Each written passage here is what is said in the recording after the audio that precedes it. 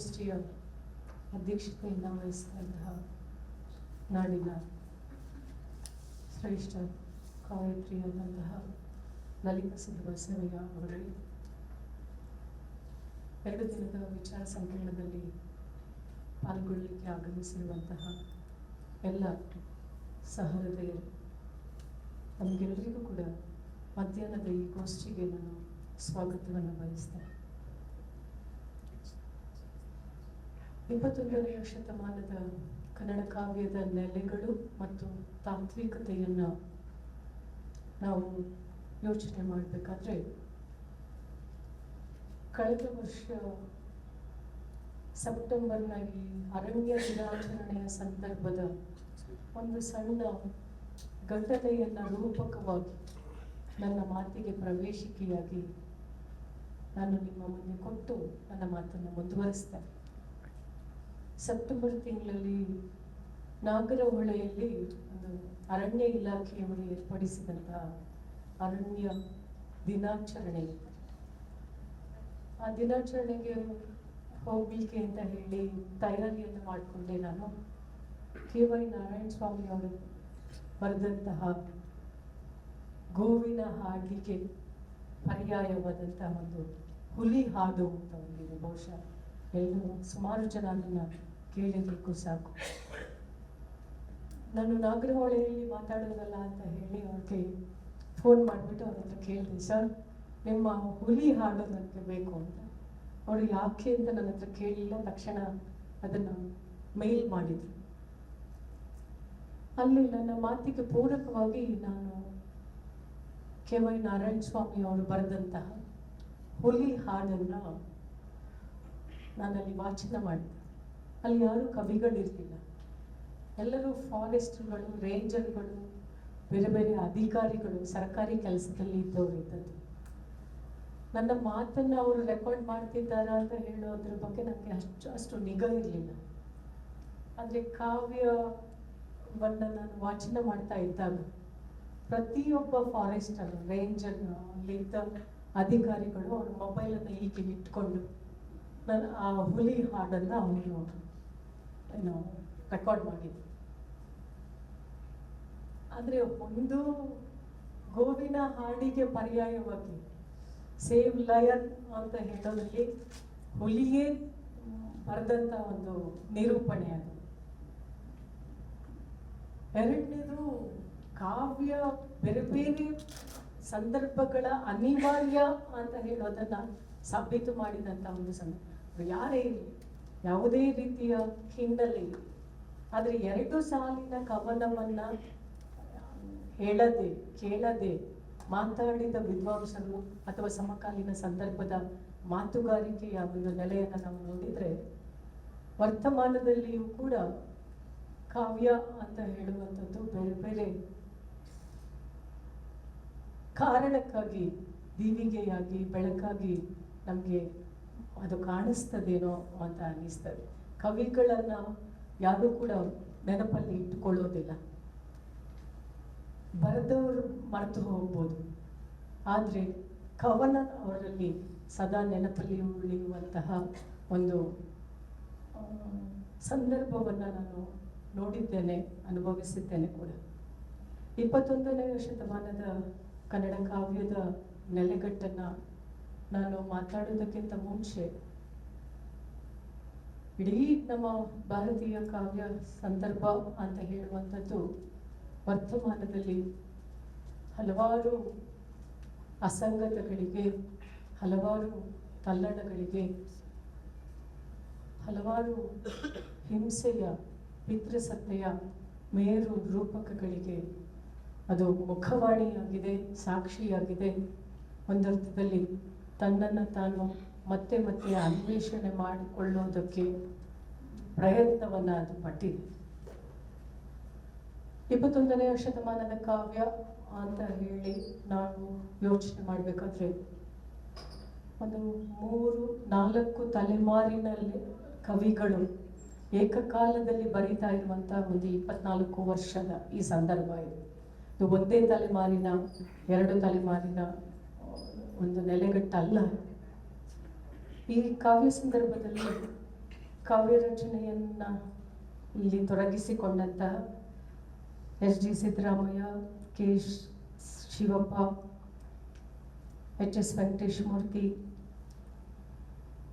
H S Shivaprakash, Savitha Nagabhushana, P R Lakshmanarao, Shashikala Veeraiah Swamy, Prathibha Nandakumar, Moodnakodu Chinnaswamy, Lalitha Siddha Basavaiah, H L Pushpa, Mamatha G Sagar, Raziya D B, Ramzan Darga, Ananda Janjarwad, Satish Kulkarni, Sarju Katkar, Satyananda Patrota, Jayant Kaikini, Aravinda Malagatti, Sukanya Maruthi, K Sharifa, Banjagere Jayaprakash, Meena Mysore, Lokesh Agasanakatte, Prahlad Agasanakatte, Dharani Devi Malagatti, ಜ್ಯೋತಿ ಗುರುಪ್ರಸಾದ್, ವಸಂತ ಬನ್ನಾಡಿ, ರೂಪಾ ಹಾಸನ್, ಜನ Tejashree, Sunanda Kaname, Chandrika B, Vinaya Vakkunda, Tarini Shubhadayini, ಧೂ Saraswati, Anasuya Kamble, Madhavi Bhandari Kerekona, Basavaraj Kambara, Subbu Malayal, N K Hanumanthaiah, Vikram Visaji, Mrutyunjaya KP, Vasudeva Nadig, M D Vakkunda, Sheeju Pasha, Abdul Rasheed, Peer Basha, Arif Raja, K G Ravindra Kumar, Sandhyadevi, Latha Manjunath, Veeranna Madivalar,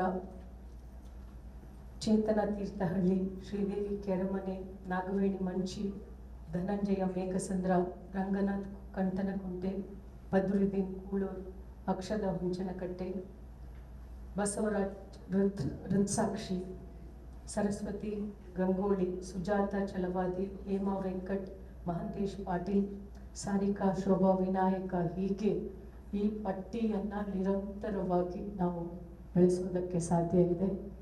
ಇಷ್ಟೂ ಜನರನ್ನ ಇಟ್ಟುಕೊಂಡ ಹಾಗೆ, ಅವರ ಕಾವ್ಯಗಳನ್ನು ಇಟ್ಟುಕೊಂಡ ಹಾಗೆ ಆಧುನಿಕ ತಂತ್ರಜ್ಞಾನ, ವಿದ್ಯುನ್ಮಾನ ಸಂವಹನದ ಸಕಲ ಪಡಿಪಾಠಗಳನ್ನು, ಉದಾರೀಕರಣ ಮತ್ತು ಖಾಸಗೀಕರಣದ ಒಂದು ಆತ್ಯಂತಿಕ ಪರಿಣಾಮವನ್ನು ಅನುಭವಿಸ್ತಾ ಇರುವಂತಹ ಈ ಶತಮಾನದ ಬದುಕು ಅತ್ಯಂತವಾದ ಸಂಕೀರ್ಣವಾದ. ಇಂಥ ಸಂಕೀರ್ಣಗೊಂಡಿರುವ ಬದುಕನ್ನು ಇಂದು ಬರೆಯುತ್ತಿರುವ ಕವಿಗಳು ಕಾವ್ಯದ ಹೆಸರಿನಲ್ಲೂ ಇನ್ನಷ್ಟು ಸಂಕೀರ್ಣಗೊಳಿಸುವುದಾಗಲಿ ಅಥವಾ ಸರಳಗೊಳಿಸುವುದಾಗಲಿ ಸುಲಭದ ವಿಷಯವಲ್ಲ. ಈ ಶತಮಾನದಲ್ಲಿ ಬರೆಯುತ್ತಿರುವ ಯಾವುದೇ ಕವಿಗೂ ಆಧುನಿಕ ಕನ್ನಡ ಕಾವ್ಯ ಚರಿತ್ರೆಯ ಬಗ್ಗೆ, ಕವಿಗಳ ಬಗ್ಗೆ, ಕಾವ್ಯ ಸಂದರ್ಭದ ಬಗ್ಗೆ ಸ್ಪಷ್ಟತೆ ಇಲ್ಲದೆ ಹೋದರೆ ಹೊಸತನ್ನು ಸೃಷ್ಟಿ ಮಾಡುವುದು ಅಸಾಧ್ಯ ಎಂಬ ಅರಿವಿದೆ. ನಿರಂತರವಾಗಿ ಬದಲಾಗುತ್ತಿರುವ ಕಾಲಘಟ್ಟದಲ್ಲಿ ಇಂದು ಬರೆಯುತ್ತಿರುವ ಹೆಚ್ಚಿನ ಕವಿಗಳು ತಮ್ಮ ಕಾವ್ಯದಲ್ಲಿ ಹಿಂದಿನ ಕವಿಗಳನ್ನು ಭೇಟಿಯಾದವರು. ಹೀಗಾಗಿ ಪಂಪನ ಆದಿಯಾಗಿ ಸಿದ್ಧಲಿಂಗಯ್ಯ ಅವರವರೆಗಿನ ಕವಿಗಳ ಸಾಧ್ಯತೆಗಳನ್ನು 21ನೇ ಶತಮಾನದ ಕನ್ನಡ ಕಾವ್ಯದ ಒಳಗೆ ಹಲವಾರು ಆಯಾಮಗಳಲ್ಲಿ, ಮರುರೂಪಕಗಳಲ್ಲಿ, ಪುನರ್ರಚನೆಗಳಲ್ಲಿ ಅಥವಾ ಅವರದೇ ಆದಂತಹ ಅಸ್ತಿತ್ವ ಮತ್ತು ಆಯ್ಕೆಯ ಪ್ರಶ್ನೆಯ ಸಂದರ್ಭದಲ್ಲಿ ಅವರು ಅದನ್ನು ನಿಭಾಯಿಸಿದ್ದಿದೆ.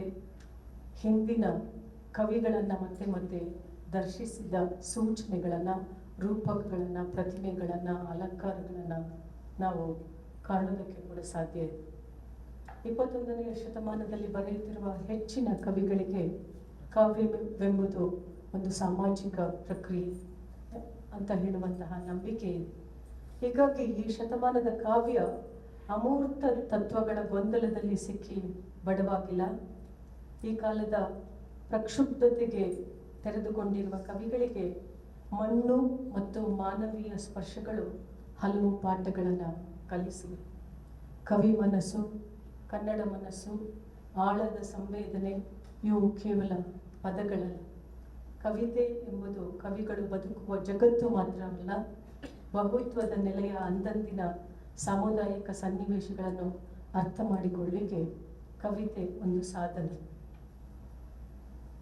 ಈ ಸಂದರ್ಭದಲ್ಲಿ ನಾವು ಮುಖ್ಯವಾಗಿ ಬೆಳಗಿನಿಂದಲೇ ಚರ್ಚೆ ಮಾಡ್ತಾ ಬಂದಂತಹ ಈ ಹಿಂಸೆಯ ಸಾಮಾನ್ಯತೆ ಅಂತ ನಾವೇನು ಕರಿತೀವಿ, ದ ಬನಾಲಿಟಿ ಆಫ್ ವೈಲೆನ್ಸ್, ಆಧುನಿಕ ಜಗತ್ತಿನ ಹಿಂಸೆಯನ್ನು ಬೆಂಬಲಿಸಲು ಬಳಸಿದ ಪರಿಕಲ್ಪನೆ ಇದು.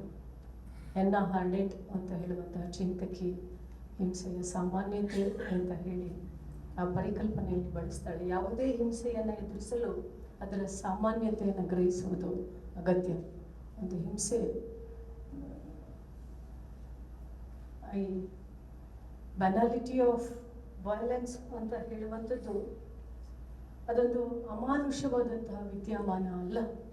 ಹಿಂಸೆ ಅಂತ ಹೇಳುವಂಥದ್ದು ಅಮಾನುಷವಾದ ವಿದ್ಯಮಾನವ ಅಂತ ಹೇಳಿದರೆ ದಿನನಿತ್ಯದ ಬದುಕಿನಿಂದ ಪ್ರತ್ಯೇಕವಾಗಿ ಇರುವಂಥದ್ದು ಕೂಡ ಅಲ್ಲ. ವ್ಯಕ್ತಿಗಳ ದೈನಿಕದಲ್ಲೇ ಹಿಂಸೆಯ ಅಪಾರ ಸಾಧ್ಯತೆಗಳು ಇರುವುದಕ್ಕೆ ನಮ್ಮ ಸುತ್ತಮುತ್ತ ನಡೆಯುತ್ತಿರುವಂತಹ ಕೊಲೆ, ಅತ್ಯಾಚಾರ, ಸುಲಿಗೆ, ದೌರ್ಜನ್ಯ, ದಬ್ಬಾಳಿಕೆ, ದೊಂಬಿ, ಮಾರಾಮಾರಿಗಳು, ಸರ್ಕಾರ, ಮಾಧ್ಯಮ ಮತ್ತು ಜನಸಾಮಾನ್ಯರ ನೈತಿಕ ಹೊಣೆಗೇಡಿತನದ ಹಲವಾರು ಸನ್ನಿವೇಶಗಳು, ಪ್ರಸಂಗಗಳು ಇದಕ್ಕೆ ಕಾರಣ. ಅಪರಾಧ ಮತ್ತು ಹೊಣೆಗಾರಿಕೆಯ ನೆಲೆಯಲ್ಲಿ ವ್ಯಕ್ತಿಗಳು ಮಾಡಿದ ಅಪರಾಧ ತಪ್ಪುಗಳಿಗೆ ಅವರು ಮಾತ್ರ ಹೊಣೆಗಾರರು ಅಂತ ಹೇಳೋದು ನಿಜ ಆದರೂ ಕೂಡ ಕಾವ್ಯ ಸಮಾಜದ ನೈತಿಕ ಹೊಣೆಗಾರಿಕೆಯ ರೂಪಕವಾಗಿದೆ. ಈ ಸಂದರ್ಭದಲ್ಲಿ ಬರಿತಾ ಇರುವಂತಹ ಎಲ್ಲ ಕವಿಗಳಿಗೂ ಕೂಡ ಕಾವ್ಯ ಅಂತ ಹೇಳಿದರೆ ಏನು ಅಂತ ಹೇಳಿದರೆ ಅದು ನೈತಿಕ ಹೊಣೆಗಾರಿಕೆಯ ಒಂದು ರೂಪಕವೇ ಎಂದು ನನಗೆ ಅನಿಸಿದೆ ಅವರ ಕಾವ್ಯಗಳನ್ನು ಅಧ್ಯಯನ ಮಾಡಿದಾಗ. ನನ್ನ ರಾಮ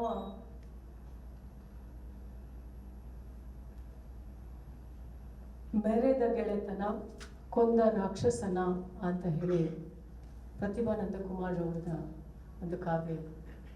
ನನ್ನ ರಾಮ ಮೆರೆದ ಗೆಳೆತನ ಕೊಂದ ರಾಕ್ಷಸನ. ಇತ್ತೀಚಿನ ಅವರ ಮೊಗ್ಗಿಗೆ ಸೂಜಿ ಬಂದ ನಂತರ ಬಂದಂತಹ ಕವನ ಸಂಕಲನ ದೃಷ್ಟಿಯಲ್ಲಿ ನನ್ನ ರಾಮ ಬೇರೆ, ನನ್ನ ರಾಮ ಮರ್ಯಾದಾ ಪುರುಷೋತ್ತಮ, ಸಹಿಸಲಾರ ನಿಮ್ಮ ಯಾವುದೇ ಅಸಂಬದ್ಧ ಕರ್ಮ, ಶಬರಿ ಕಚ್ಚಿದ ಹಣ್ಣು ಎಂಜಲಲ್ಲ ಎಂದ ಕೋದಂಡ, ಸಾವಿರ ಕಲ್ಲಂಗಡಿಯ ನೈವೇದ್ಯ ರಸ್ತೆ ಪಾಲಿನ ದಂಡ. ನನ್ನ ರಾಮನಿಗಿಷ್ಟ ಪಾನಕ, ಮಜ್ಜಿಗೆ, ಕೋಸಂಬರಿ, ಸಜ್ಜಿಗೆ, ಚಿಂತೆ ಇಲ್ಲ ನೀವು ಮಾಡಿಕೊಂಡರೂ ಮಾಂಸದಡಿಗೆ. ಆಂಜನೇಯನ ಲಂಘನದ ಘನತೆ ಅರಿತ ಮಹನೀಯ, ಜೊತೆಗೆ ಬರಲೆಂದ ಕಪಿಸೈನ್ಯ, ಇರಲೆಂದ ಅಳಿಲ ದೈನ್ಯ, ಬಳಸಿಕೊಳ್ಳಲಿ ಬಿಡಿ ಬದುಕಿಗೂ ಭಿಕ್ಷೆಗೂ ರಾಮನಾಮ. ಜಪ ತಪಗಳಿಲ್ಲದ ಜನ, ತಲೆ ಒಡೆದವರಿಗೆ ಪಂಗನಾಮ, ನನ್ನ ಮನೆಯಂಗಳದಲ್ಲಿ ದಿವ್ಯ ನಾಮ ಸಂಕೀರ್ತನ, ನಿಮ್ಮ ಮನದಲ್ಲಿ ತುಂಬಿದೆ ರಾಮಭಕ್ತಿಗಿಂತ ಹನುಮನ ಹಗೆತನ. ನನ್ನ ರಾಮ ಮೆರೆದ ಗೆಳೆತನ ಕೊಂದ ರಾಕ್ಷಸನ, ಕೊಂದ ರಾಕ್ಷಸ ಮತ್ತೆ ಹುಟ್ಟಿ ಬಂದಂತೆ ನಿಮ್ಮ ಕ್ರೂರತನ. ಕೊಂದ ರಾಕ್ಷಸ ಮತ್ತೆ ಹುಟ್ಟಿ ಬಂದಂತೆ ನಿಮ್ಮ ಕ್ರೂರತನ. ಅಂದರೆ ಹಿಂಸೆ ದಿನನಿತ್ಯದ ಒಂದು ಸಾಮಾನ್ಯದ ಆಗು ಹೋಗು ಅಂತ ಹೇಳೋದನ್ನ ಪ್ರತಿಭಾ ಐಡೆಂಟಿಟಿಯ ಪ್ರಶ್ನೆಯನ್ನು ಎತ್ತಿಕೊಳ್ತಾನೆ. ವರ್ತಮಾನದ ಸಂಕಟ ಇರುವಂಥದ್ದು ಅಸ್ತಿತ್ವ ಮತ್ತು ಆಯ್ಕೆಯ ಪ್ರಶ್ನೆಯಲ್ಲಿ. ವರ್ತಮಾನದ ಸಂಕಷ್ಟ ಇರುವಂಥದ್ದು ಪುರುಷ ಸತ್ತೆ ಮತ್ತು ಫ್ಯಾಸಿಸಮ್ನ ನೆಲೆಯಲ್ಲಿ. ಅಂದರೆ ಒಬ್ಬರ ತೀರ್ಮಾನವನ್ನು, ಒಬ್ಬರ ಅಧಿಕಾರವನ್ನು ಎಲ್ಲರೂ ಒಪ್ಪಿಕೊಳ್ಳುವ ಹಾಗಿನ, ಬೆಳಗ್ಗೆ ಚೆನ್ನಿ ಅವರು ಹೇಳಿದ್ರಲ್ಲ ಈ ಗಂಡಾಳ್ವಿಕೆ ಅಂತ. ಗಂಡಾಳ್ವಿಕೆ ಅಂತ ಹೇಳುವಂಥದ್ದು ಕಾವ್ಯದಲ್ಲಿ ಒಂದು ರೂಪಕ. ಗಂಡಾಳ್ವಿಕೆ ಅಂತ ಹೇಳುವಂಥದ್ದು ಈ ಪ್ಯಾಟ್ರಿಯಾರ್ಕಲ್ ಸ್ಟ್ರಕ್ಚರನ್ನು ನಾವು ನೋಡಿದರೆ ಕೆಲವು ಜನರು ಎಲ್ರಿಗೋಸ್ಕರ ಎಲ್ಲರ ಪರವಾಗಿ ಅಂತ ಮಾಡ್ತಾ ಇರುವಂತಹ ಈ ಹುನ್ನಾರವನ್ನು ಬಗೆಯೋದು ಹೇಗೆ ಅಂತ 21ನೇ ಶತಮಾನದ ಕಾವ್ಯ ಅದನ್ನು ಅಡ್ರೆಸ್ ಮಾಡೋದಕ್ಕೆ ಅಥವಾ ಆ ರೀತಿಯ ಒಂದು ಪ್ರಶ್ನೆಯನ್ನು ಎದುರಿಟ್ಟುಕೊಂಡು ತನ್ನನ್ನು ತಾನು ನಿಭಾಯಿಸಿಕೊಳ್ಳುವಂಥ ಒಂದು ಸಂದರ್ಭ 21ನೇ ಶತಮಾನದ ನಿಭಾಯಿಸುವುದು ಒಂದು. ಹಿಂಸೆಯನ್ನ, ಅದರ ಕ್ರೌರ್ಯವನ್ನ ಅಥವಾ ಅದರ ಕರಾಳತೆಯನ್ನ ಅನುಭವ ಮತ್ತು ಅಸ್ತಿತ್ವ ಮತ್ತು ಆಯ್ಕೆಯ ಸಂದರ್ಭದಲ್ಲಿ ನಾವು ಯೋಚನೆ ಮಾಡಿದ್ರೆ ನಿಜವಾಗ್ಲೂ ಯಾರು ಯಾರ ಪರವಾಗಿ ಆಯ್ಕೆಯನ್ನ ಮಾಡ್ತಿದ್ದಾರೆ ಅಂತ ಗೊತ್ತಾಗದೇ ಇರುವಂತ ಒಂದು ಸನ್ನಿವೇಶದಲ್ಲಿ ವರ್ತಮಾನದ ಕಾವ್ಯ. ಅಂದ್ರೆ ಆಯ್ಕೆಯ ಜವಾಬ್ದಾರಿ ಯಾರ್ದು? ಈ ಆಯ್ಕೆ ಅಂತ ಹೇಳುವಂಥದ್ದನ್ನ ಯಾರು ನಡೆಸ್ತಾ ಇದ್ದಾರೆ ಮತ್ತು ಯಾರ ಪರವಾಗಿ ಈ ಆಯ್ಕೆಗಳು ನಡೀತಾ ಇದೆ? ಹಲವಾರು ಮನುಷ್ಯ ಅಂತ ಹೇಳಿದ್ರೆ ಎಕ್ಸಿಸ್ಟೆನ್ಷಿಯಲಿಸಮ್ ಹೇಳುವ ಹಾಗೆ ಅಥವಾ ನನ್ನ ನೆಲದ ಕಾವ್ಯವೇ ಹೇಳುವ ಹಾಗೆ, ಈಗಲೂ ಕೂಡ ನಾನು ಸಾಹಿತ್ಯದ ವಿದ್ಯಾರ್ಥಿಯಾಗಿ, ಕಾವ್ಯದ ವಿದ್ಯಾರ್ಥಿಯಾಗಿ ನನಗೆ ಇರುವಂಥ ದೊಡ್ಡ ಸಂಭ್ರಮ ಏನು ಅಂತ ಹೇಳಿದ್ರೆ, ಈ ನೆಲದ ಮಹಾಕಾವ್ಯ ಏನಿದೆ ಇದು ಒಬ್ಬ ಬೆಸ್ತನಿಂದ, ಒಬ್ಬ ಬೇಡನಿಂದ, ಒಬ್ಬ ಕುರುಬನಿಂದ ಸೃಷ್ಟಿಯಾದಂತಹ ಮಹಾಕಾವ್ಯ. ಅಂದ್ರೆ ಭಾರತದಲ್ಲಿ ದಲಿತರು, ಮಹಿಳೆಯರು, ಅಲ್ಪಸಂಖ್ಯಾತರು, ಹಿಂದುಳಿದ ವರ್ಗದವರು ನಾವೇನು ಬರಿತಾ ಇದ್ದೀವಿ 19, 20 ಮತ್ತು 21ನೇ ಶತಮಾನ ಅಂತ ನಾವು ಒಂದು ಅಂದಾಜು ಒಂದು 150 ವರ್ಷಗಳಲ್ಲಿ ಎಲ್ಲ ಸಾಮುದಾಯಿಕ ಪಾಲ್ಗೊಳ್ಳುವಿಕೆ ಅಂತ ಹೇಳೋದನ್ನ ಒಂದು 75 ವರ್ಷಕ್ಕೆ ಅಂತ ತೆಗೆದುಕೊಂಡು ಬಂದ್ರೆ, ಆದ್ರೆ ಈ ನೆಲದ ಸೌಂದರ್ಯ ಇರುವಂಥದ್ದೇನು ಅಂತ ಹೇಳಿದ್ರೆ, ಇಲ್ಲಿಯ ಮಹಾಕಾವ್ಯದ ರಚನೆ ಆಗಿರೋದೇ ಒಬ್ಬ ಬೇಡನಿಂದ, ಒಬ್ಬ ಬೆಸ್ತನಿಂದ, ಕೀರ್ತಾರ್ಜುನೀಯವನ್ನ ಬರೆದಂತಹ ಕಾಳಿದಾಸನಿಂದ.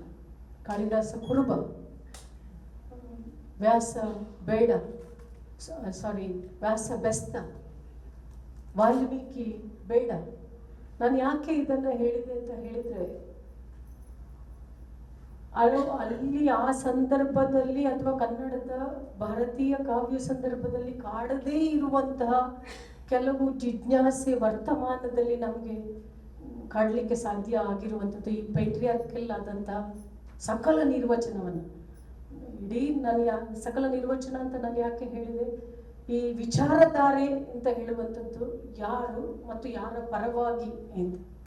ಯಾವುದೇ ವಿಚಾರಧಾರೆಯನ್ನು ನೀವು ತೆಗೆದುಕೊಳ್ಳಿ, ಇದು ಯಾರು ಈ ವಿಚಾರಧಾರೆಯನ್ನ ರೂಪಿಸ್ತಾ ಇದ್ದಾರೆ ಮತ್ತು ಯಾರ ಪರವಾಗಿ ಇದನ್ನು ರೂಪಿಸಲಾಗ್ತಾ ಇದೆ ಅಂತ ಹೇಳಿದ್ರೆ, ನಿಜವಾಗ್ಲೂ ಬೇರೆ ಎಲ್ಲ ಸಾಹಿತ್ಯ ಪ್ರಕಾರಗಳಿಗಿಂತಲೂ ಬಹಳ ಪ್ರಖರವಾಗಿ ಯಾವುದೇ ಸಂದರ್ಭದಲ್ಲಿಯೂ ಕೂಡ, ಭಾರತೀಯ ಯಾವುದೇ ಸಂದರ್ಭದಲ್ಲಿ ಬೇರೆ ಬೇರೆ ಪ್ರಾದೇಶಿಕ ಕಾವ್ಯಗಳನ್ನ ನಾವು ನೋಡಿದ್ರು ಕೂಡ ವರ್ತಮಾನಕ್ಕೆ ಬಹಳ ನಿಕಟವಾಗಿ ಪ್ರತಿಕ್ರಿಯಿಸಿದ್ದು ಯಾವುದು ಅಂತ ಹೇಳಿದ್ರೆ ಅದು ಕಾವ್ಯ ಅಂತ ಅನಿಸ್ತದೆ. 21ನೇ ಶತಮಾನದಲ್ಲಿಯೂ ಕೂಡ ಅದು ನಮಗೆ ನಿಜ ಅಂತ ಕಾಣಿಸ್ತದೆ. ಸವಿತಾ ನಾಗಭೂಷಣ್ ಅವರ ಜಾತ್ರೆಯಲ್ಲಿ ಶಿವ ಅಂತ ಹೇಳೋದನ್ನ ಸಾಮಾನ್ಯವಾಗಿ ಬಹಳಷ್ಟು ಜನ ನಾವು ಕೇಳಿ ಅದು ಜನಪ್ರಿಯಗೊಂಡಂತಹ ಕಾವ್ಯ. ನನ್ನ ಬೆರಗಿಗೆ ಉತ್ತರ ನೀಡುವಂತೆ ಡಮರುಗ ನುಡಿಸಿ, ತ್ರಿಶೂಲ ಆಡಿಸಿ, ಕಾಲ್ಗೆಜ್ಜೆ ಗಲಗಲ ನುಡಿಸಿ, ನಾ ಶಿವ ಅಂದ. ನಾ ಮುಂದೆ, ಅವ ಹಿಂದೆ. ಕಾವ್ಯ ಆರಂಭ ಆಗೋದು, ಕಾವ್ಯ ಮುಕ್ತಾಯ ಆಗೋದು ಜಾತ್ರೆಯಲ್ಲಿ ವೇಷಧಾರಿ ಶಿವ ಕೊನೆಗೆ ಸಾಕ್ಷಾತ್ ಶಿವ ಅಂತ ಅನ್ನಿಸುವ ಒಂದು ಸಂಭ್ರಮದಲ್ಲಿ ಅಸ್ತಿತ್ವದ ಸಣ್ಣ ಸಣ್ಣ ಬಿರುಕುಗಳನ್ನ ಕಾವ್ಯ ಅಡ್ರೆಸ್ ಮಾಡಿದೆ. ಅಸ್ತಿತ್ವದ ಬಿರುಕುಗಳು ಅಂತಲೇ ನಾವು ಅದನ್ನು ಕರೀತೇವೆ. ಹೆಂಡತಿ ಮಕ್ಕಳಿಗಾಗಿ ಶಿವನಲ್ಲದೆ ಭವಿಯಳುವನೆ, ಬಿಟ್ಟ ಬಾಯಿ ಬಿಟ್ಟಂತೆ, ನೆಟ್ಟ ಕಣ್ಣು ನೆಟ್ಟಂತೆ, ಎರಡೂ ಕೈ ಜೋಡಿಸಿ ಮೈದುಂಬಿ ನುಡಿದು ಬಿಟ್ಟೆ ಸಾಕ್ಷಾತ್ ಶಿವ. ಕಾವ್ಯದ ಸಂಭ್ರಮ ಇರುವಂತಹದ್ದು ಅದರ ನಿವೇದನೆಯಲ್ಲಿ ಅಂತ ಹೇಳೋದಕ್ಕಿಂತಲೂ ಹೆಚ್ಚು ಅದರ ಶೋಧನೆ. ಕಾವ್ಯದ ನಿಜವಾದ ತಲ್ಲಣ ಇರೋದು ನಿವೇದನೆಯಲ್ಲಿ, ಆದರೆ ಕಾವ್ಯದ ಸಂಭ್ರಮ ಇರೋದು ಅದರ ಶೋಧದಲ್ಲಿ ಅಂದರೆ ಶೋಧನೆಯಲ್ಲಿ ಅಂತ ಅನಿಸ್ತದೆ. ಹೋದ ಎನ್ನುವಷ್ಟರಲ್ಲಿಯೇ ಬತ್ತಾಸಿನ ಅಂಗಡಿಯಲ್ಲಿ ಪರಿಚಿತ ನಗೆಯೊಡನೆ ಪ್ರತ್ಯಕ್ಷ. ಮೆಲ್ಲಗೆ ಬಳಿ ಸಾರಿ ಗೋಣು ಬಗ್ಗಿಸಿ ಮಗ ಹಸಿದಿದ್ದಾನೆ, ಹೆಂಡತಿಗೆ ಕಾಯಿಲೆ ಅಂದ. ಭಿಕ್ಷೆ ಕೇಳೋದಕ್ಕೂ ನನಗೆ ಮಾರ್ಣವಿಯಲ್ಲಿ ಈ ವೇಷ ಹಾಕುವ ಮಂಗಳೂರಿನವರಿಗೆ ಗೊತ್ತಿದೆ. ಮಾರ್ಣಿಮೆಯಲ್ಲಿ ಬೇರೆ ಬೇರೆ ವೇಷವನ್ನು ಹಾಕ್ತಾರೆ. ನಾನು ಈಗಾಗಲೇ ಹೇಳಿ, ಶೋಧವನ್ನು ನಡೆಸುವ ಒಂದು ಆಯಾಮ ಇದೆ ಅಲ್ಲ, ಕಾವ್ಯದಲ್ಲಿ ಅದು ದರ್ಶನದ ನೆಲೆ ತಲುಪೋದು, ಅದರ ಸಾಧ್ಯತೆ ಇರೋದು. ಅಂದರೆ ಶೋಧದ ನೆಲೆಯೇ ದರ್ಶನವಾಗೋದು. ಬೇರೆ ಈಗ ಬೇರೆ ಸಾಹಿತ್ಯ ಪ್ರಕಾರದಲ್ಲಿ ಆ ಥರದೊಂದು ಶೋಧದ ಒಂದು ಮೇರು ನೆಲೆಯನ್ನು ನಮಗೆ ತಲುಪಲಿಕ್ಕೆ ಸಾಧ್ಯ ಆಗಲಿಲ್ಲ, ಮುಟ್ಲಿಕ್ಕೆ ಸಾಧ್ಯ ಆಗಲಿಲ್ಲ, ಗ್ರಹಿಸ್ಲಿಕ್ಕೆ ಸಾಧ್ಯ ಆಗಲಿಲ್ಲ, ಅರ್ಥ ಮಾಡ್ಕೊಳ್ಳಿಕ್ಕೆ ಸಾಧ್ಯ ಆಗಲಿಲ್ಲ. ಯಾಕೆಂತ ಹೇಳಿದ್ರೆ ವರ್ತಮಾನ ಅಷ್ಟು ಪ್ರಖರವಾಗಿ ಕಾಡಿದಂಥದ್ದು ಮತ್ತು ಅದನ್ನು ಕಳಚಿಕೊಳ್ಳಿಕ್ಕೆ ಸಾಧ್ಯ ಆಗದೇ ಇರುವಂಥದ್ದು ಬೇರೆ ಪ್ರಕಾರಗಳಿಗೆ ಒಂದು ಸವಾಲಾಗಿದ್ದರೆ, ಕಾವ್ಯಕ್ಕೆ ಅದು ನಿಭಾಯಿಸಿದ ರೀತಿ, ಅದರ ರೂಪಕಗಳ ಕಾರಣಕ್ಕಾಗಿ, ಉಪಮೆಗಳು, ಅಲಂಕಾರಗಳ ಕಾರಣಕ್ಕಾಗಿ ವಿಲಕ್ಷಣವಾದಂತಹ ಒಂದು ಹೊಳಹಿಸುವಿಕೆಯನ್ನ ನಾವು ನೋಡ್ತಾವೆ. ನಾವು ಅದನ್ನು ಹೇಗೆ ಹೇಳಬಹುದು ಅಂತ ಹೇಳಿದ್ರೆ, ಉತ್ಪ್ರೇಕ್ಷಾಲಂಕಾರದ ಆತ್ಯಂತಿಕ ಕಾಲಘಟ್ಟ ಯಾವುದು ಕಾವ್ಯದಲ್ಲಿ ಅಂತ ಹೇಳಿದ್ರೆ ಅದು 21ನೇ ಶತಮಾನ. ನಾನು ಅದಕ್ಕೆ ಉದಾಹರಣೆಯನ್ನು ಕೊಡ್ತೇನೆ. ಉತ್ಪ್ರೇಕ್ಷಾಲಂಕಾರ, ಈಗ ಬೆಳಿಗ್ಗೆ ಇವರು ನಿತ್ಯಾನಂದ ಅವರ ಮಾತನ್ನ ಒಂದು ಸಾಲಿನಲ್ಲಿ ಅವರು ಮುಕ್ತಾಯ ಮಾಡಿದ್ರು. ಕೊನೆಗೆ ಅವರು ಭಾಷಣ ಮುಗಿಸ್ಬೇಕಿದ್ರೆ, ಅಂದ್ರೆ ರೇಷನ್ ಕಾರ್ಡ್, ಹಳೆಯ ರೇಷನ್ ಕಾರ್ಡ್ ಹುಡುಕುವ ಹಾಗೆ ಆ ಗಂಡ ಹೆಂಡಿರು ಕೂಡುವಂತ ಒಂದು ಸಣ್ಣ ರೂಪಕವನ್ನು ಕೊಟ್ಟರು. ಕೊನೆಗೂ ನನಗೆ ಅದು ಅರ್ಥ ಆಗಲಿಲ್ಲ ಅಂತ. ಆದ್ರೆ ಕಾವ್ಯದ ಸೌಂದರ್ಯ ಇರುವಂತದ್ದೇನು ಅಂತ ಹೇಳಿದ್ರೆ, ಈ ಅಸಂಗತವನ್ನ ಕೊನೆಗೂ ಒಂದು ಹಂತದಲ್ಲಿ ಅದನ್ನ ದರ್ಶನದ ಸಾಧ್ಯತೆಯಾಗಿ, ಅಸಂಗತತೆಯನ್ನ ದರ್ಶನದ ಸಾಧ್ಯತೆಯಾಗಿ ಮಾಡೋದಕ್ಕೆ ಸಾಧ್ಯ ಇಲ್ಲ ಅಂತ ಹೇಳುವಂತ ಒಂದು ನೆಲೆ ಇತ್ತಲ್ಲ. ಆದ್ರೆ 21ನೇ ಶತಮಾನದಲ್ಲಿ ಆ ಅಸಂಗತತೆಯನ್ನೇ ಒಂದು ದರ್ಶನದ ಸಾಧ್ಯತೆ ಇದೆಯಾ ಅಂತ ಹೇಳುವಂತ ಹುಡುಕಾಟ ಕಾವ್ಯದಲ್ಲಿ ನಡೆದಿದೆ. ಮತ್ತು ಅದಕ್ಕೆ ನಮಗೆ ಸ್ಪಷ್ಟವಾದಂತಹ ಉದಾಹರಣೆಗಳು ಕೂಡ ಸಿಗ್ತದೆ. ನನ್ನ ಕೆಲಸ ಇದ್ದದ್ದು ಅಂದ್ರೆ ತಾತ್ವಿಕತೆಯನ್ನ ನಿರೂಪಿಸೋದ್ರಲ್ಲಿ. ವಿಕ್ರಮ್ ವಿಸಾರ್ಜಿ ಬಾರದೇ ಇದ್ದದ್ರಿಂದ ಅದನ್ನ ಎರಡನ್ನೂ ನಿಭಾಯಿಸುವ ಒಂದು ಸಣ್ಣ ಗೊಂದಲ ಮತ್ತು ಸವಾಲು ನನಗೆ ಗೊತ್ತಿದೆ, ಸೋಲು ಅಂತ ಹೇಳಿ. ಆದ್ರೂ ಮಾಡಬೇಕು ನಾನು 45 ನಿಮಿಷಕ್ಕೆ ಮತ್ತು ಚೀಟಿಗೆ ಕಾದು ಇದನ್ನ ನಾನು ಯೋಚನೆ ಮಾಡಿ ಹೇಳುವ ಪರಿಸ್ಥಿತಿಯಲ್ಲಿ ಇದ್ದೆ. ಇದು ಜನ ತೇಜಸ್ವಿ ಅವರ ಅವನರಿವಿನಲ್ಲಿ ಅಂತ ಹೇಳುವಂತ ಕವನ ಅಸ್ತಿತ್ವವನ್ನ, ಅದರ ಅಸಂಗತತೆಯ ನೆಲೆಯಲ್ಲಿ ನಿರೂಪಿಸ್ತಾ ಯಾವ ಒಂದು ದರ್ಶನವನ್ನ ಅದು ನೀಡ್ತದೆ. ನಾನು ಹೇಳಿದೆ, ಅಸಂಗತತೆಯಲ್ಲಿ ದರ್ಶನ ಇರೋದಕ್ಕೆ ಸಾಧ್ಯ ಇಲ್ಲ. ಆದ್ರೆ 21ನೇ ಶತಮಾನ ಅದನ್ನ ನಿರ್ವಹಿಸಿದೆ. ಆ ಸವಾಲನ್ನ ಬಹಳ ಅದ್ಭುತವಾಗಿ ಅದು ಕೈಗೆತ್ಕೊಂಡಿದೆ ಅಂತ. ನನ್ನನ್ನು ಹೆಣ್ಣಾಗಿಸಿದವನೇ, ಲೋಕದ ಎಲ್ಲ ಹೆಣ್ಣುಗಳ ಎದೆಯಲ್ಲೂ ಹೊಸ ಬಯಕೆಯ ತೇರನ್ನೆಳೆದವನೇ, ಕೇವಲ ನನ್ನೆದೆಯ ಗರ್ಭಗುಡಿಗೆ ಮೀಸಲಾದವನೇ, ನನ್ನನ್ನು ತುಟಿಯ ಕೊಳಲಾಗಿಸಿದವನೇ, ಅವನೇ ತುಂಟ ನಗೆಯವನೇ, ಕೆಂಪು ತುಟಿಯವನೇ, ಕಳ್ಳ ಕಣ್ಣುಗಳಿಂದ ನನ್ನ ಬಾಗು ಬಳಕುಗಳ ಮೆದ್ದವನೇ, ಗಂಡು ಗಲ್ಲದವನೇ, ಒರಟು ಬೆರಳುಗಳವನೇ, ಹೆಣ್ಣಿನೊಡಲಿನವನೇ, ನನ್ನವನೇ ಮಾಧವನೇ. ಈ ಹೆಣ್ಣಿನೊಡಲಿನವನೇ ಅಂತ ಹೇಳೋದಿದೆಯಲ್ಲ, ಮೇಲಿನ ಎಲ್ಲ ಇದಕ್ಕೂ ಅಸಂಗತವಾಗಿ ಇರೋದು ಈ ಹೆಣ್ಣಿನೊಡಲಿನವನೇ ಅಂತ ಹೇಳೋದು. ಮೇಲಿನ ಎಲ್ಲ ಸಾಲಿನಲ್ಲಿ ನೋಡಿದ್ರೆ ಸಂಪೂರ್ಣ ಗಂಡಿನ ಒಂದು ಮೇರು ಲಾಲಿತ್ಯಕ್ಕೆ, ಗಂಡಿಗೆ ಲಾಲಿತ್ಯ ಅಂತ ಇರಬೇಕವ ನನಗೆ ಗೊತ್ತಿಲ್ಲ, ಅದನ್ನ ಅದೇ ಶಬ್ದವನ್ನೇ ಹೇಳ್ತಾರೆ. ಅದಕ್ಕೆ ವಿರುದ್ಧವಾಗಿ ಹೆಣ್ಣಿನೊಡಲಿನವನೇ, ಆ ಹೆಣ್ಣಿನ ಒಡ್ಡಲ್ಲಿ ಇದ್ದದ್ರಿಂದ ಅವನು ನನ್ನವನೇ ಮಾಧವನೇ. ಜ್ಯೋತಿ ಗುರುಪ್ರಸಾದ್ ಅದನ್ನೇ ಬೇರೆ ರೀತಿಯಲ್ಲಿ ಹೇಳ್ತಾರೆ. ನವಮಾಸಗಳು ನಿನ್ನ ಹೊತ್ತಿದ್ದು ಹೆತ್ತಿದ್ದು ಎಲ್ಲವೂ ನನಗೀಗ ನೆನೆದಷ್ಟು ಎದೆಯೊಳಗೆ ಸರಸರನೆ ಹಾಲು ತುಂಬಿಕೊಳ್ಳುವಗಳಿಗೆ. ತೊಟ್ಟಿಕ್ಕುವ ಎದೆ ಹಾಲಿಗೆ ಒಡತಿ ಮಾಡಿದೆ ನನ್ನ ಮಗನೇ. ಯಾವ ವಿಧಿಯಿಂದ ತಾನೇ ಯಾವ ನಿಧಿಯಿಂದ ತಾನೇ ಇದನ್ನು ಕೊಳ್ಳಬಹುದು ಹೇಳು. ನನ್ನನ್ನು ಮನುಷ್ಯಳಂತೆ ನೋಡಿದ್ದರೆ ನೀವು ನಿಮ್ಮ ಆತ್ಮದ ತನುವನ್ನು ಮುಟ್ಟಲೆಣಿಸುವ ನನ್ನ ಕೈ ಕಾಣುತ್ತಿತ್ತು. ಆ ಕೈ ಹಿಡಿದು ನೀವು ನೇವರಿಸಬಹುದಿತ್ತು ಮನುಷ್ಯರಾಗಿ. ಎರಡೂ ಎಕ್ಸ್ಪೀರಿಯನ್ಸ್ ಬಹಳ ಕಾಂಟ್ರಾಸ್ಟ್ ಆಗಿ ಆ ಕವನ ಹೇಳ್ತದೆ. ಮಮತಾಜಿ ಸಂಗರ್ ಒಂದು ಕವನದಲ್ಲಿ ಕೂಡ ಈ ಹೇಗೆ ವ್ಯಕ್ತಿ ಸಂಬಂಧಗಳು ಅಂತ ಹೇಳುವಂಥದ್ದು ವರ್ತಮಾನದಲ್ಲಿ ಜೊತೆಗೆ ಇದ್ದು ಮತ್ತು ಇಲ್ಲದೆ ಇರುವಂತಹ ತೀವ್ರತೆಯನ್ನು ಹೆಚ್ಚಿಸುವ ಹಾಗೆ ನಮಗೆ ಕಾಣ್ತದೆ. ಒಂಟಿತನವನ್ನು ಇನ್ನಿಲ್ಲದ ಹಾಗೆ ನಮಗೆ ಕಾಡುವ ಹಾಗೆ ಮಾಡ್ತದೆ.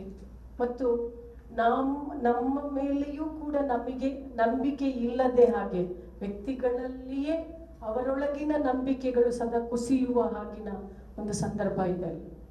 ಅದು ನಮ್ಮ ಒಳಗೆ ಇರುವಂತಹ ನಂಬಿಕೆಗಳ ನಾಶವನ್ನು ಕ್ಷಣ ಕ್ಷಣಕ್ಕೂ ಎದುರುಗೊಳ್ಳುವ ಈ ಸಂದರ್ಭ ಇದೆಲ್ಲ. ಇದರಲ್ಲಿ ಯಾವುದು ನಮಗೆ ಮುಖ್ಯ ಅಂತ ನಾವು ಯೋಚನೆ ಮಾಡಿದಾಗ ಅಸ್ತಿತ್ವದ ನಿರಸನವನ್ನೇ ಸದಾ ಕಾವ್ಯಕ್ಕೆ ಕಾಡಿದೆ. ಸದಾ ಅಸ್ತಿತ್ವ ತುಂಬ ಟೆಂಪ್ರರಿ ಅಂತ ಅನಿಸ್ತದೆ.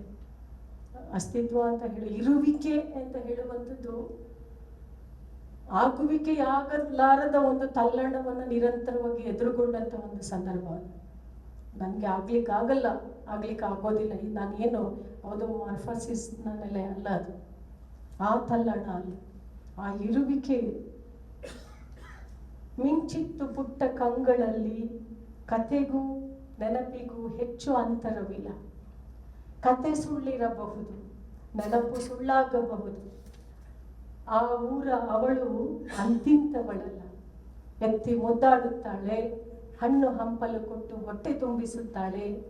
ಚಿಮ್ಮುತ್ತದೆ ಜೀವಜಾಲ ತುಂಬಿ ನದಿ ಹಳ್ಳ ಕೊಳ್ಳ. ಅವಳ ನದಿಗಳಲ್ಲಿ ಚಿನ್ನದಂತಹ ಮೀನು ನೀರಲ್ಲಿ ಬೆರೆತು ಆಡಿದ ಚಕ್ಕಂದ.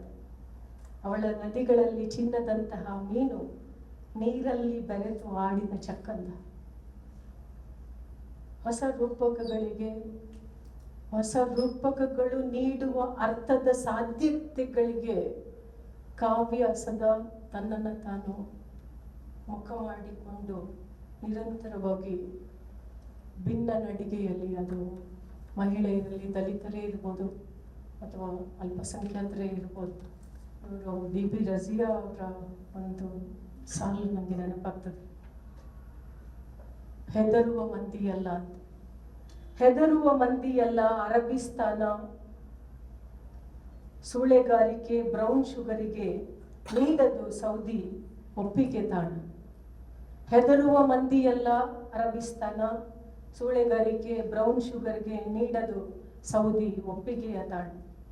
ಆದರೂ ನಡೆಯುತ್ತಿದೆ ಮೋಸ ವಂಚನೆ. ಪ್ರವಾದಿಯ ದೂವಾದಿಂದ ಅಲ್ಲಾಹ ಸುಮ್ಮನಿದ್ದಾನೆ. ಪ್ರವಾದಿಯ ದೂಹದಿಂದ ಅಲ್ಲಾಹ ಸುಮ್ಮನಿದ್ದಾನೆ. ಸೌದಿ ಜನರಿಗೂ ಅಜ್ನಬಿಗೂ ಇಲ್ಲಿ ನ್ಯಾಯ ಒಂದೇ.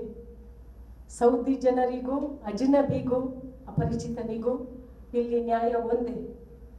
ಅಲ್ಲಾಹಿನ ಮಂದಿರದಲ್ಲಿ ಕರಿಯ ನಿಲ್ಲಬಹುದು ಬಿಳಿಯನ ಮುಂದೆ. ಅಲ್ಲಾಹಿನ ಮಂದಿರದಲ್ಲಿ ಕರಿಯ ನಿಲ್ಲಬಹುದು ಬಿಳಿಯನ ಮುಂದೆ. ನಮಾಜ್ ಮಾಡಬೇಕಾದ್ರೆ ಮಸೀದಿಯಲ್ಲಿ ಮಾತ್ರ ಬಿಳಿಯನ ಮುಂದೆ ಕರಿಯ ನಿಲ್ಲಬಹುದು. ಅದು ಬಿಟ್ಟರೆ ವರ್ಣ, ಜಾತಿ, ಲಿಂಗ, ಭಾಷೆ ಈ ರೀತಿಯ ಕಂದರಗಳನ್ನು, ಯಾವುದೇ ರೀತಿಯ ಬೆಸುಗೆಗಳನ್ನು, ಸೇತುವೆಗಳನ್ನು ನಿರ್ಮಾಣ ಮಾಡಲಿಕ್ಕೆ ನಾವು ಮತ್ತೆ ಹೊರಟರೂ ಕೂಡ, ಪದೇ ಪದೇ ಹೊರಟರೂ ಕೂಡ ಅದೆಲ್ಲವೂ ಕೂಡ ನಿರಸನವಾಗುವ, ಕಳಚಿ ಬೀಳುವಂತಹದ್ದನ್ನು ಕಾವ್ಯ ಅಡ್ರೆಸ್ ಮಾಡಿ, ಅದು ಯಾವುದೇ ಪ್ರಶ್ನೆಯನ್ನ ಇರ್ಬೋದು. NK ಹನುಮಂತಯ್ಯ ಗೋವು ತಿಂದು ಗೋವಿನಂತಾದೆ, ನಾನು ಈಗಾಗಲೇ ಹೇಳಿದ್ದು, ಉತ್ಪ್ರೇಕ್ಷಾ ಅಲಂಕಾರಕ್ಕೆ ಒಂದು ಮೇರು ರೂಪಕ ಕವನ.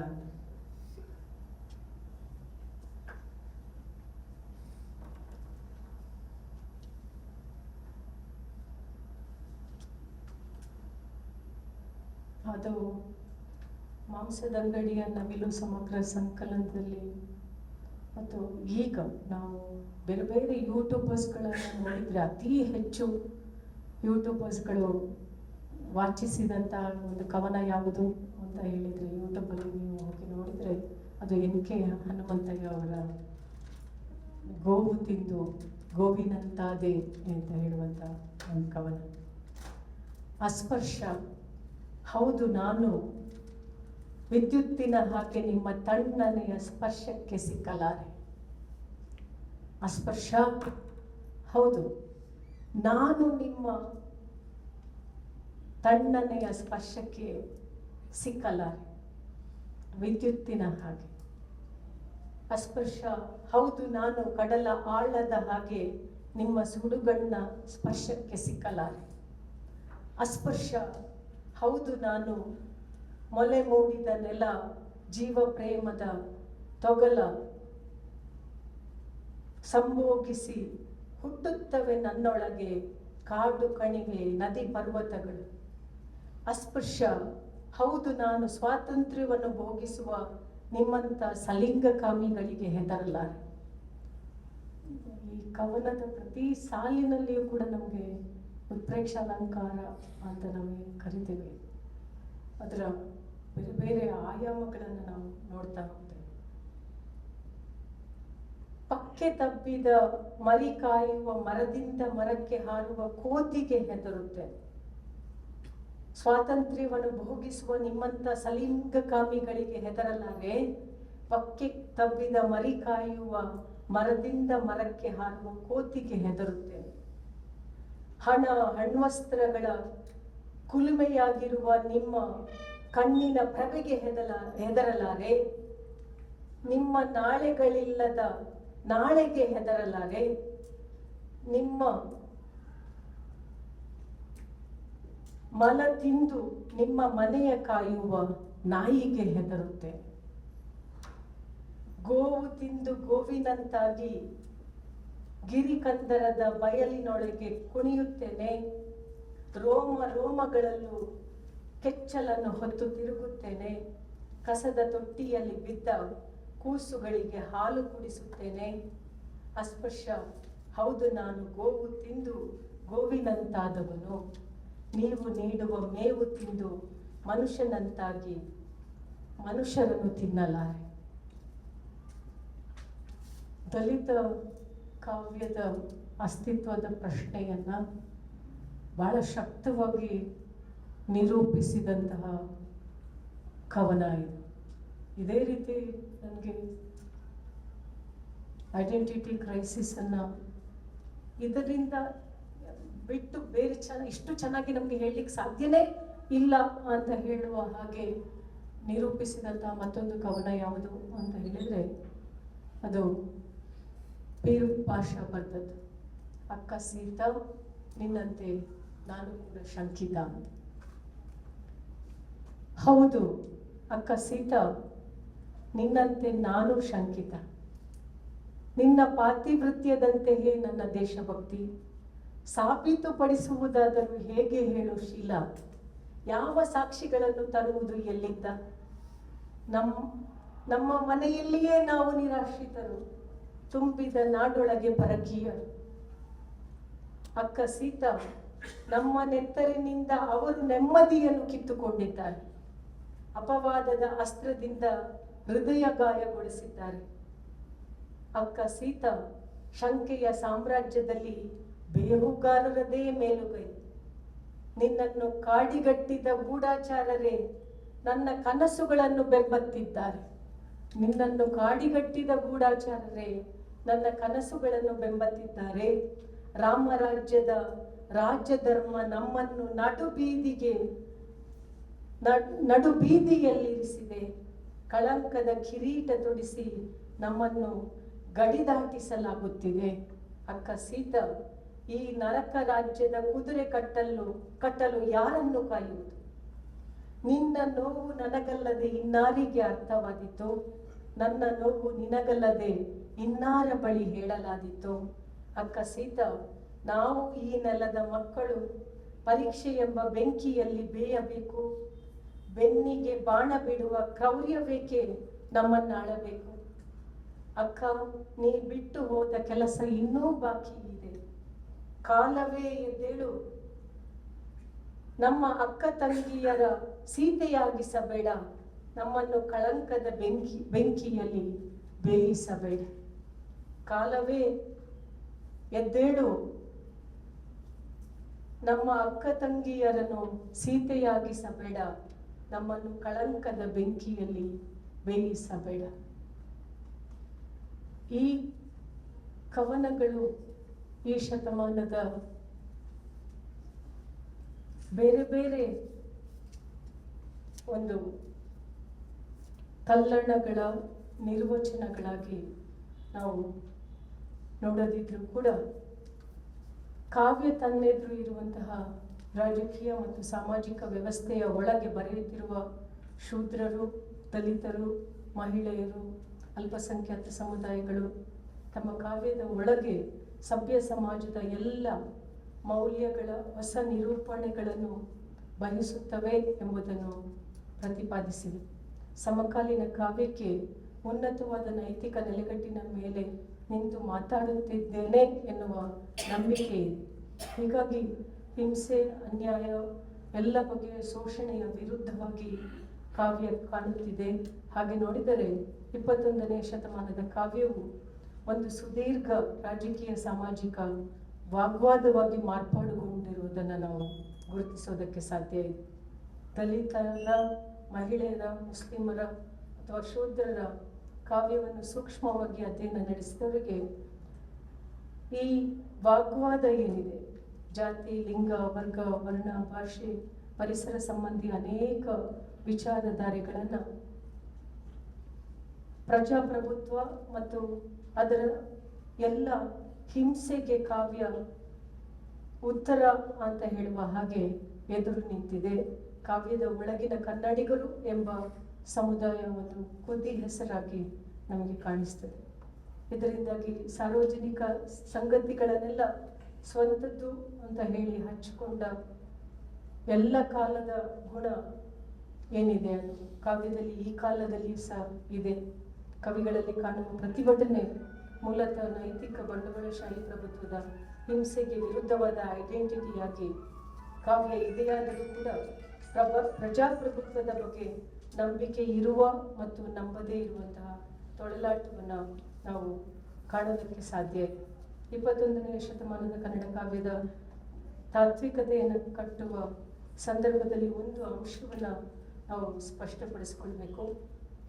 ಎಲ್ಲ ಬಗೆಯ ಹೊಸ ಸಾಮಾಜಿಕ ಆಂದೋಲನವನ್ನು ಯಾವುದೇ ಕಾರಣಕ್ಕೂ ಕೂಡ ಚಿಗುರಗೊಳ್ಳದ ಸದ್ಯದ ಫ್ಯಾಸಿಸ್ಟ್ ಕಾಲಘಟ್ಟದಲ್ಲಿ ಭಾರತದಲ್ಲಿ ಆಳುವ ವರ್ಗಗಳು ತಮ್ಮ ವರ್ಗ ಆಳ್ವಿಕೆ ಮತ್ತು ವ್ಯವಸ್ಥೆಯನ್ನು ಕಾದುಕೊಳ್ಳಲು ಉದಾರೀಕರಣ ಮತ್ತು ಕೋಮುವಾದ ಅಂತ ಹೇಳುವ ಈ ಎರಡು ಅವಳಿ ಪ್ರಕ್ರಿಯೆಯನ್ನು ಬಳಸ್ತಾ ಇರೋದು ನಮಗೆ ಗೊತ್ತಿದೆ. ಇದರ ಅರ್ಥ ರಾಜಕೀಯ ಮತ್ತು ಆರ್ಥಿಕ ಪ್ರಕ್ರಿಯೆಗಳಲ್ಲಿ ಹೆಚ್ಚು ಹೆಚ್ಚು ಸಾಮ್ರಾಜ್ಯಶಾಹಿ ಹಸ್ತಕ್ಷೇಪ. ಕಳೆದ 2.5 ದಶಕಗಳ ಅನುಭವ ಅಂತ ಹೇಳಿದರೆ ದೇಶದಲ್ಲಿ ಕವಿಗಳು ಕೋಮುವಾದಿ, ಬಲಪಂಥೀಯವಾದಿ ದಾಳಿಗಳನ್ನು ನಿರಂತರವಾಗಿ ಎದುರಿಸಿದ್ದಾರೆ ಅಂತ ಹೇಳುವ ಒಂದು ಪ್ರಶ್ನೆಯನ್ನು ಎತ್ಕೊಂಡ್ರೆ ಎಲ್ಲೋ ಒಂದು ಕಡೆ ಸ್ಥಳೀಯ ಪ್ರಶ್ನೆಯನ್ನ ಒಂದು ವಿಶಾಲ ಆಂದೋಲನದೊಳಗೆ ಬೆಸೆಯುವಂಥ ಶಕ್ತಿ ಮತ್ತು ಕಣ್ಣೋಟವನ್ನು ಕಾವ್ಯ ಕಳ್ಕೊಂಡಿದೆಯೇನೋ ಅಂತ ಅನಿಸ್ತದೆ. ಅಂದರೆ ಈ ಬಲಪಂಥೀಯವಾದವನ್ನು ಮತ್ತು ಕೋಮುವಾದವನ್ನು ನಿಭಾಯಿಸಲಿಕ್ಕೆ ಬೇಕಾದಂಥ ಒಂದು ವಿಶಾಲವಾದಂಥ ಕಣ್ಣೋಟ ಇದೆ ಅಲ್ಲ, ಈ ಪ್ರಶ್ನೆಯನ್ನು ನಿಭಾಯಿಸಲಿಕ್ಕೆ ಬೇಕಾದಂತಹ ಒಂದು ಆಂದೋಲನದ ರೀತಿಯಲ್ಲಿ ಬೆಸೆಯುವ ಶಕ್ತಿ ಮತ್ತು ಕಣ್ಣೋಟ ಕಾವ್ಯಕ್ಕೆ ಇನ್ನೂ ಸಾಧ್ಯ ಆಗಲಿಲ್ಲೇನೋ ನಿಜವಾದ ಸವಾಲು ಮತ್ತು ವರ್ತಮಾನದ ಕಾವ್ಯದ ತಲ್ಲಣ ಅದೇ ಬಲಪಂಥೀಯವಾದವನ್ನು, ಕೋಮುವಾದಿ ಬೇರೆ ಬೇರೆ ಸಂದರ್ಭವನ್ನು ಕಾವ್ಯಕ್ಕೆ ಇನ್ನು ಅಡ್ರೆಸ್ ಮಾಡಲಿಕ್ಕೆ ಸಾಧ್ಯ ಆಗ್ತಿಲ್ವೇನೋ ಅಂತ ಹೇಳುವಂಥದ್ದು. ಕೋಮುವಾದಿ ಬಲಪಂಥೀಯ ದಾಳಿ ಎಲ್ಲ ಸಮಾಜದ ಮೇಲೆ ವಿನಾಶಕಾರಿ ಪರಿಣಾಮವನ್ನು ಬೀರ್ತಾ ಇರೋದ್ರಿಂದ ಈ ಸಂಕುಚಿತ ಐಡೆಂಟಿಟಿ ರಾಜಕೀಯಕ್ಕೆ ಬಲಿಯಾಗ್ತಾ ಇರುವಂತಹ ಸಾಮುದಾಯಿಕ ಸಾಮಾಜಿಕ ನ್ಯಾಯ ಮತ್ತು ವಿಶಾಲವಾದ ಪ್ರಜಾಪ್ರಭುತ್ವ ಆಂದೋಲನಕ್ಕೆ ತೆರೆದುಕೊಳ್ಳುವಂತಹ ಒಂದು ಶಕ್ತಿಯನ್ನ ಇಂದಿನ ಕಾವ್ಯ ಅನಿವಾರ್ಯವಾಗಿ ನಿರ್ಮಾಣ ಮಾಡಿಕೊಳ್ಬೇಕಾದಂಥ ಒಂದು ಸಂದರ್ಭ ಇದೆ. ಕನ್ನಡ ಕಾವ್ಯ ಹೊಸ ವಾಸ್ತವತೆಗಳು ಮತ್ತು ಸವಾಲುಗಳಿಗೆ ಈ ಅರ್ಥದಲ್ಲಿ ಇನ್ನೂ ಸಮರ್ಪಕವಾಗಿ ಸ್ಪಂದಿಸಬೇಕಾಗಿದೆ ಅಂತ ನನಗೆ ಅನಿಸ್ತದೆ. ಇನ್ನು ಬಹಳ ಮುಖ್ಯವಾದಂಥ ಒಂದು ಪ್ರಶ್ನೆ ಇರುವಂಥದ್ದು,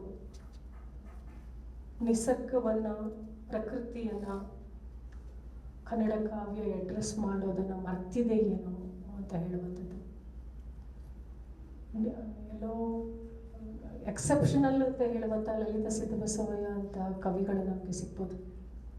ಪರಿಸರವನ್ನು, ಜಾನಪದೀಯ ಸತ್ವವನ್ನು ಅಥವಾ ಪೇಟ್ರಿಯಾರ್ಕಲ್ ಸ್ಟ್ರಕ್ಚರ್ ಹೇಗೆ ಎಲ್ಲವನ್ನು ಕೂಡ ನಿರಸನಗೊಳಿಸ್ತಿದೆ ಅಂತ ಹೇಳೋದನ್ನು, ಆದರೆ ವರ್ತಮಾನದ ಕಾವ್ಯದಲ್ಲಿ ಪರಿಸರ ಸಂಬಂಧಿ ಪ್ರಶ್ನೆಗಳಿದ್ರೂ ಕೂಡ ನಿಸರ್ಗ ಮೂಲದ ಅಥವಾ ಈ ಮಣ್ಣಿಗೆ ಇರುವಂತಹ ಸಾಧ್ಯತೆಯು, ಪ್ರಕೃತಿಯ ಸಾಧ್ಯತೆಯ ಅನಾವರಣವನ್ನು ಅದು ಮಾಡಲಿಕ್ಕೆ ಸಾಧ್ಯ ಆಗದೇ ಇರುವಷ್ಟು ಸಾಮಾಜೀಕರಣಕ್ಕೆ ಒಳಗಾಗಿದೆ ಅಂತ ಹೇಳ್ತಾ, ನನಗೆ ಅವಕಾಶವನ್ನು ಮಾಡಿಕೊಟ್ಟಂತಹ ಕನ್ನಡ ಸಂಘದ ಎಲ್ಲ ಪ್ರಾಧ್ಯಾಪಕರಿಗೆ, ಪದಾಧಿಕಾರಿಗಳಿಗೆ ವಂದಿಸ್ತಾ ನಾನು ನನ್ನ ಮಾತನ್ನು ಮುಗಿಸ್ತೇನೆ. ನಮಸ್ತೆ.